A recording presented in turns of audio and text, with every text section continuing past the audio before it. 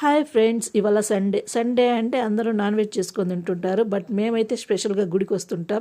ఈ గుడి అనేది సండేస్ మాత్రం ఓపెన్గా ఉంటుంది. ఇది ఫస్ట్ కట్టించిన చిన్న గుడి. ఈ గుడి బాగా డెవలప్ అవడం వల్ల పెద్ద గుడి కట్టించారు. ఇక్కడ అమ్మవారు చాలా పవర్ఫుల్.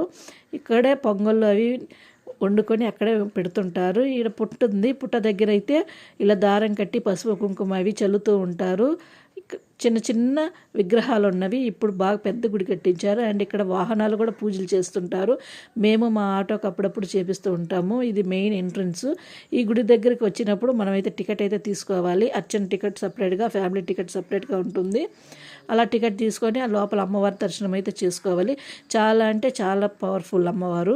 నేను చాలా సెల్ఫ్ ఎక్స్పీరియన్స్ ఉంది అమ్మవారితోటి. వీడియో చాలా చిన్నది కాబట్టి ఫుల్ లెంత్ చెప్పడం లేదు. అండ్ ఇక్కడ సండేస్ అయితే అన్నదానం కూడా జరుపుతుంటుంది. నేనైతే ఈ గుడికి 15 years నుండి వెళ్తున్నాను. ఇప్పుడు కొత్తగా ఆంజనేయ స్వామిని కూడా కట్టించారు.